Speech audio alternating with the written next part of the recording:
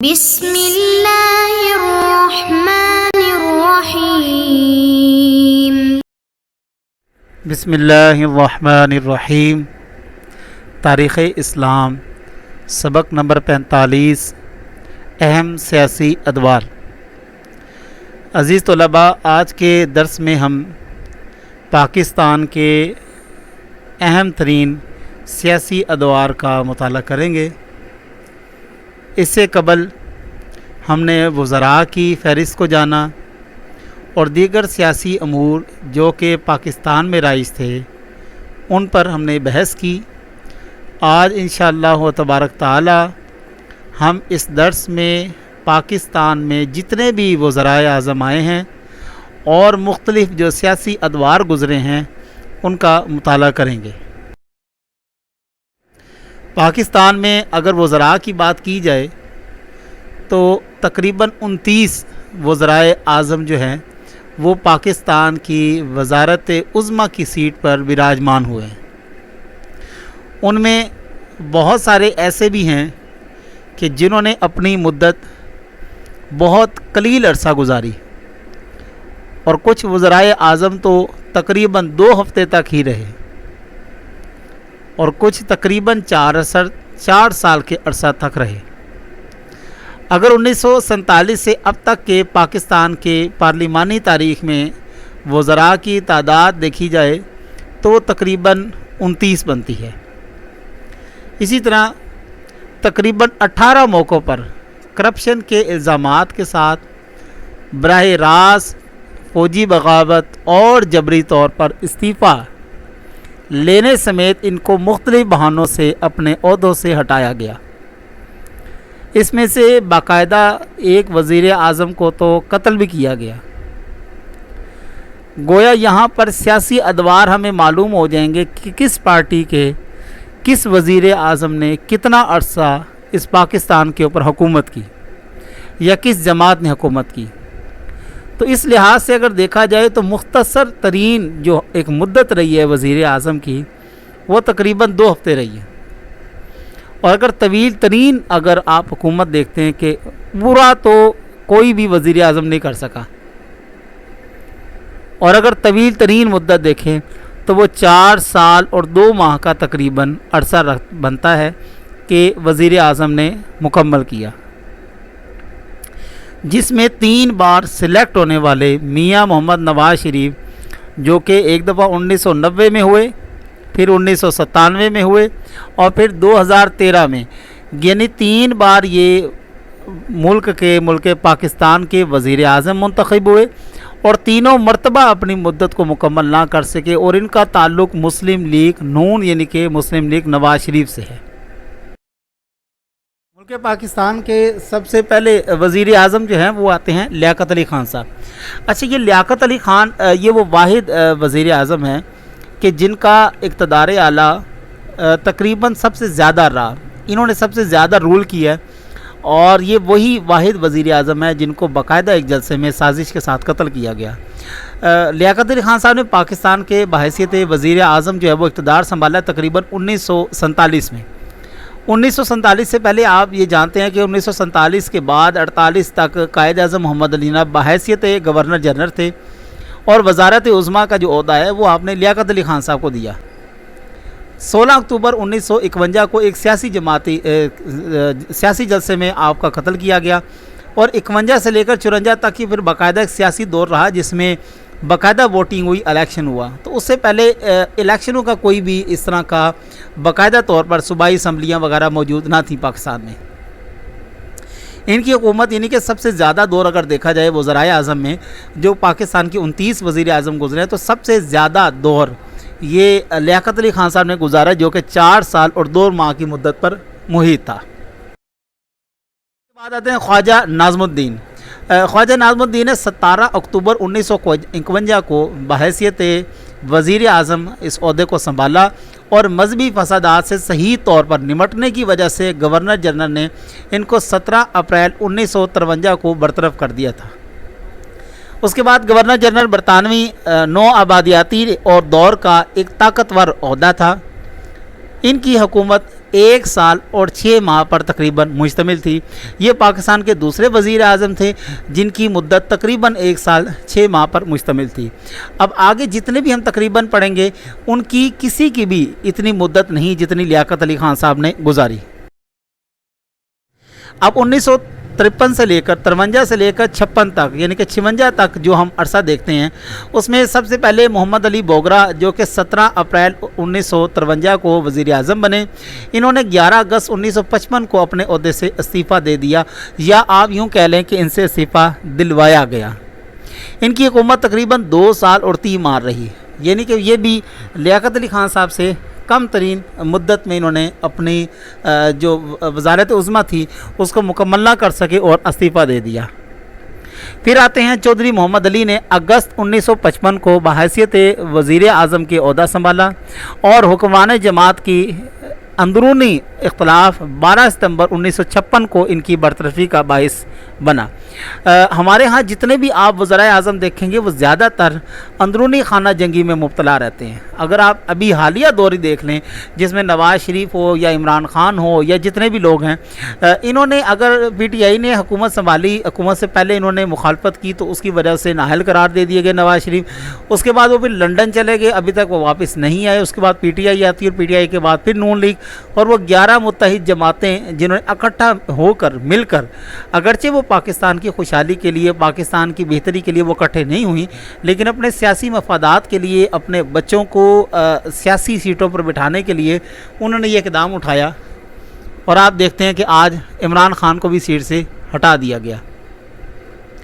वो 1 साल और 1 माह वज़ीर आज़म के ओहदे पर फाइज रहे चौधरी मोहम्मद अली। उसके बाद 1956 से लेकर अगर 1957 का दौर देखें तो इसमें हुसैन शहीद सोहरावर्दी जो कि 12 सितंबर 1956 को वज़ीर आज़म बने। दीगर रियासती इदारों के साथ इख्तलाफात के बायस इनको 18 अक्टूबर 1957 को अपने ओहदे से इस्तीफ़ा देने पर मजबूर किया गया और इनकी हुकूमत भी तकरीबन 1 साल और 1 माह रही। ये जो रियासती इदारों की बात की जाती है इसमें याद रखिएगा कि ज़्यादातर फ़ौजी इदारे या दूसरी एजेंसीज़ शामिल होती हैं कि जो कि उस वज़ीर आज़म को नहीं चाहती जो उनके मफाद में कोई फ़ैसले या बात ना करें। ये भी हो सकता है और ये भी कहा जा सकता है कि इसमें जो दूसरी आपकी अपोजिशन होती है वो ज़्यादातर इख्तलाफात इसलिए करती है क्योंकि हुकूमत में आपको पता बहुत सारी चीज़ें आपके अंडरटेकिंग होती हैं, आपके सामने होती हैं, लेकिन जब आप अपोजिशन में बैठते हैं तो बहुत सारी चीज़ों से आपके हाथ बंधे होते हैं। अगर आप अक्टूबर 1957 की बात करते तो इसमें इब्राहिम इस्माइल चंद यानी कि रैगर को वज़ीर आज़म का ओहदा मिला और इब्राहिम इस्माइल चंद्रेगर तहरीक अदम एतमाद का शिकार हुए जिस तरह कि अभी इमरान ख़ान हुआ है। इसी तरह उस वक़्त भी एक तहरीक अदम एतमाद हुई जिसके तहत इन्हें हटा दिया गया और इन्होंने तकरीबन 16 दिसंबर 1957 को अपने ओहदे से इस्तीफ़ा दे दिया। इनकी अगर मुद्दत वज़ीर आज़म देखी जाए कि वज़ारत उज़्मा में कितना अर्सा रहे हैं तो वो तकरीबन 2 माह से भी कम पाकिस्तान के वज़ीर आज़म रहे और अभी इससे भी एक कम आएगा जिसमें सिर्फ 2 हफ्ते के लिए एक शख्स को बहैसियत वज़ीर आज़म बनाया गया। आगे आ जाते हैं 1957 से लेकर 1977 तक। इसमें मलक फ़िरोज़ ख़ान नून जो ने 16 दिसंबर 1957 को बहैसियत वज़ारत उज़्मा अपना ओहदा संभाला और 7 अक्टूबर 1958 में मार्शल लॉ के निफाज के बाद इनको बरतरफ किया गया। इनका दौरे हुकूमत तकरीबन 10 माह रहा, यानी कि आप ये कह सकते हैं बाल्फाज दीगर कि ये पाकिस्तान का दूसरा मार्शल लॉ, अगरचे ये पहला बनता है लेकिन जो जनरल अयूब ख़ान का दौर रहा है अगर आप वो देखें तो वो भी मार्शल लॉ में ही गिना जाता है, जिसमें हज़रत मोहतरमा फ़ातिमा जिन्ना रहमतुल्लाहि ताला अलैह उनके लिए जो साजिशें की गई, उनके साथ जो उनको गद्दार अव्वल ख़ातून कहा गया, ये तमाम चीज़ें आज भी इंटरनेट पर वो अखबारात वो कटिंग अगर आप देखें तो वो भी मार्शल लॉ का दौर ही कहलाता है। लेकिन 1957 में बहैसियत पहला गवर्नर जनरल जो है या बहैसियत मार्शल लॉ जिसे कहते हैं वो 1957 से ही गिना जाता है।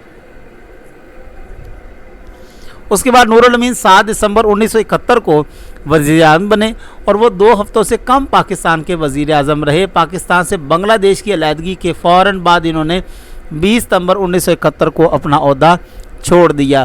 گویا یہ وہ وقت تھا جب پاکستان بنگلہ دیش اس سے قبل اکٹھا تھا، لیکن پاکستان اور بنگلہ دیش کی علیحدگی جو ہے وہ نور الامین کے لیے یہ آپ یوں سمجھ لیں کہ بڑا دل خراش واقعہ تھا، جس کی وجہ سے انہوں نے اس عہدے سے استعفیٰ دے دیا اور یہ تقریباً 2 ماہ سے بھی کم کے وزیر اعظم رہی۔ اس کے بعد آتے ہیں ذوالفقار علی بھٹو، جن کا تعلق پاکستان پیپل پارٹی سے ہے۔ 14 اگست 1973 کو آپ نے اقتدار سنبھالا۔ 5 جولائی 1977 کو ان کی حکومت کا تختہ الٹ دیا گیا، بعد ازاں ان کو جیل بھیجا گیا اور پھانسی بھی دے دی گئی۔ ان کی حکومت کا دور جو ہے وہ تقریباً 3 سال اور 11 ماہ پر مشتمل ہے۔ اس کے بعد آتے تھے 1985 سے لے کر 1990 تک۔ محمد خان جنیجو مارچ 1985 میں وزیر اعظم بنے اور انہوں نے 29 مئی 1988 کو فوجی سربراہ ضیاء الحق نے برطرف کیا اور اس وقت صدر بھی تھے۔ وہ 3 سال اور 2 ماہ وزیر اعظم کے عہدے پر فائز رہے۔ آپ یوں کہہ سکتے ہیں کہ یہ جنرل ضیاء کا دوسرا یہ مارشل لاء تھا۔ اس سے پہلے بھی مارشل لاء 57 میں ہم نے پڑھا تھا اور 85 میں یہ دوسرا مارشل لاء لگا۔ مقتول وزیر اعظم ذوالفقار علی بھٹو کی بیٹی جو کہ آپ سب جانتے ہیں بے نظیر بھٹو اور مسلم دنیا کی پہلی خاتون رہنما بے نظیر بھٹو نے وزارت عظمیٰ کا عہدہ دسمبر 1988 کو سنبھالا اور ان کی حکومت کو صدر نے کرپشن کے الزامات میں 6 اگست 1990 میں برطرف کیا۔ ان کی حکومت تقریباً 1 سال اور 8 ماہ رہی۔ یہ ایک تحریک باقاعدہ چلائی گئی تھی نون لیگ کی طرف سے، جس میں انہوں نے 58B کے تحت ان کو تختہ سے ہٹایا تھا اور وزارت عظمیٰ چھوڑنے پر ان کو مجبور کیا گیا۔ اس میں یہ بھی ایک مسئلہ تھا کہ جو میاں محمد نواز شریف اور کے پاس جو ہے وہ اسلام آباد کی حکومت تھی اور صوبائی ان کے پاس تھی اور دوسری جو ضلعی حکومت تھی وہ ان کے پاس تھی، اور ظاہری بات ہے اگر فنڈ کی بات کی جائے تو فنڈ کے حوالے سے پھر انہوں نے بہت زیادہ تنگ کیا، جس کی وجہ سے پھر وہ آگے نہ چل سکی۔ انہوں نے بامر مجبوری آپ یوں سمجھ لیں کہ انہیں استعفیٰ دینا پڑا۔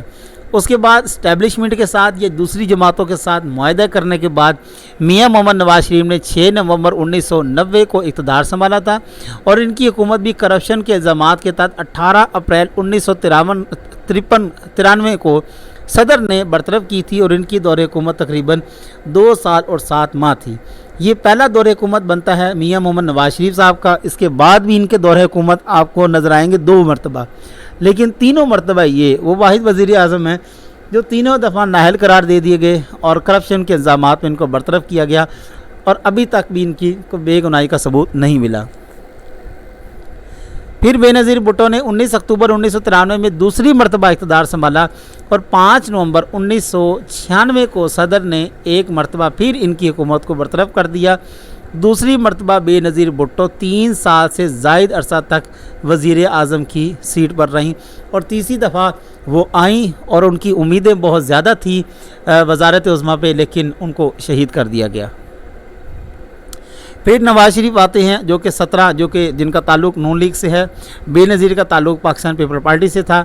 تو اس کے بعد پھر نواز شریف 17 فروری 1957 کو دوسری مرتبہ اقتدار میں آئے اور 12 اکتوبر 1999 کو فوجی بغاوت کے ذریعے ان کی حکومت کو ختم کر دیا گیا۔ پاکستان کی تاریخ میں تیسری مرتبہ یہ مارشل لاء لگا اور وہ 2 سال اور 8 ماہ تک وزیر اعظم رہے۔ اور دوسرا یہ جو مارشل لاء تھا یہ آپ کے سامنے یہ شاید اگر آپ کو یاد ہو تو یہ یحییٰ کا اور پرویز مشرف کا یہ دور اب ان دونوں کا شروع ہو جاتا ہے۔ 2002 سے لے کر 2022 تک میر ظفر اللہ خان جمالی جو کہ نومبر 2002 میں فوجی حکمران پرویز مشرف کے دور میں وزیر اعظم منتخب ہوئے اور انہوں نے 26 جون 2004 میں فوج سے اختلاف کے بعد استعفیٰ خود بخود دیا اور ان کی مدت تقریباً 1 سال اور 7 ماہ مدت رہی وزارت عظمیٰ کی۔ اس کے بعد آتے ہیں یسر رضا گیلانی، ان کا تعلق بھی پاکستان پیپل پارٹی سے ہے جو کہ 25 مارچ 2008 کو وزارت عظمیٰ پر وراجمان ہوئے اور 2012 میں سپریم کورٹ نے توہین عدالت کے الزام میں ان کو نااہل قرار دے دیا اور ان کا دور حکومت تقریباً 4 سال اور 1 ماہ رہا۔ یہ بھی لیاقت علی خان سے کم مدت ہے کیونکہ لیاقت علی خان صاحب کی 4 سال اور 2 ماہ کی مدت ہے تقریباً وزارت عظمیٰ کی۔ اس کے بعد آخری دفعہ یعنی کہ تیسری دفعہ نواز شریف تقریباً 5 जून 2013 को तीसरी मरतबा वज़ीर आज़म मुंतखब हुए और इनको 28 जुलाई 2017 को सुप्रीम कोर्ट ने असासे छुपाने के इल्ज़ामात में बरतरफ किया था और इस मरतबा इन्होंने 4 साल और 2 माह जो कि लियाकत अली ख़ान की दौरे हुकूमत बनता है तकरीबन उतना इन्होंने दौरे हुकूमत अपना तय किया।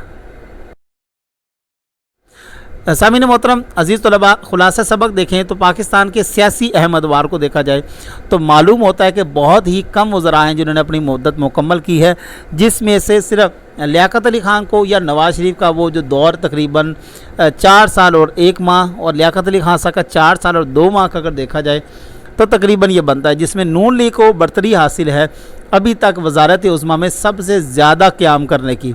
वगरना अगर पीपल पार्टी को आप देख लेते हैं, अगर आप तीसरी जमात को देख लेते हैं, चूँकि ये 2 बड़ी पार्टी थी जिन्होंने पाकिस्तान को संभाले रखा अभी तक, जिसमें नवाज़ शरीफ आ जाता है और जरदारी यानी कि भुट्टो ख़ानदान आ जाता है।